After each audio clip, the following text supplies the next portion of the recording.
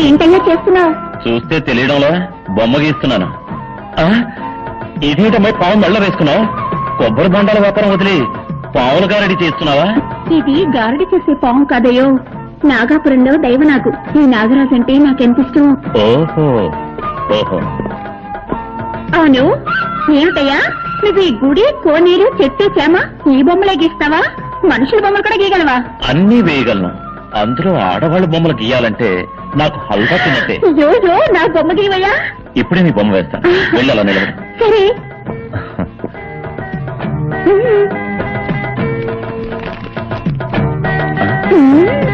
పెద్ద కనకదుర్గమని అనుకున్నావా? పావుతోటి పోషిస్తున్నావు. పావుని కింద దింపు.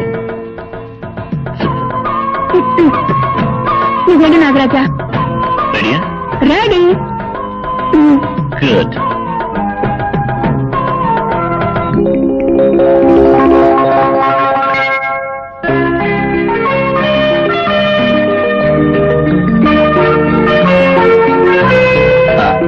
బొమ్మ అయిపోయింది, వచ్చి చూడు.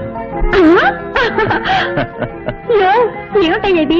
గజ్జి పిచ్చిగా అసహ్యంగా బొమ్మ గీసావు. నేనేమన్నా సిల్క్ అనుకున్నావా? ఏమిటయ్యేది?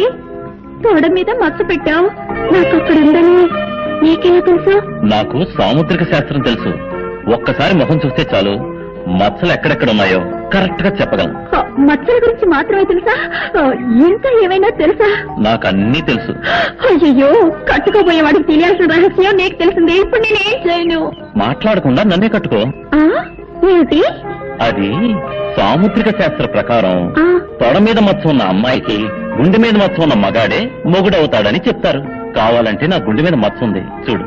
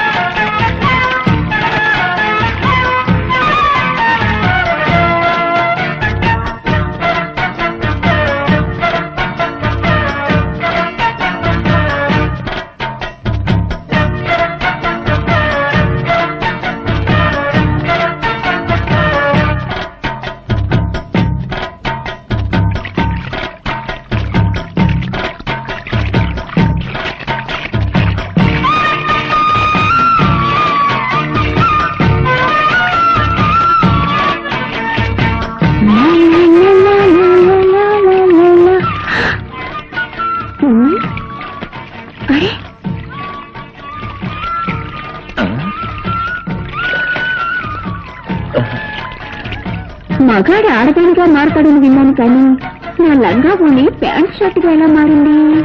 అయ్యి బాబోయ్, ఈ కట్రాతో ఊళ్ళోకి వెళ్తే దారిలో అందరూ జడుచుకున్న రాళ్లతో కొట్టరు. అవసరానికి లంగా పోనీయనయ్యా.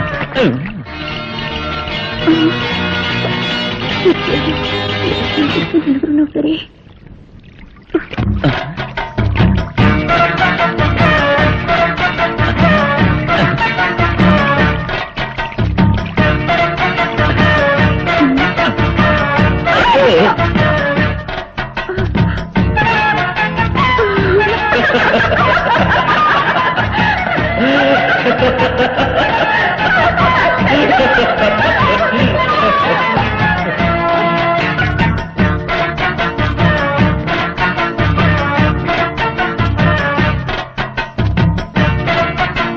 విష్ణుమూర్తి అవతార కథల గురించి విన్నవారికి జయ విజయులు శాప వృత్తాంతం గుర్తుండే ఉంటుంది.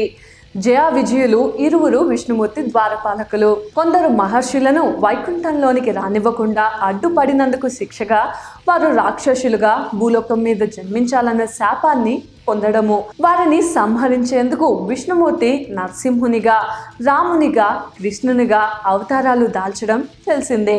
ఇంతకీ ఆ జయ విజయులకు శాప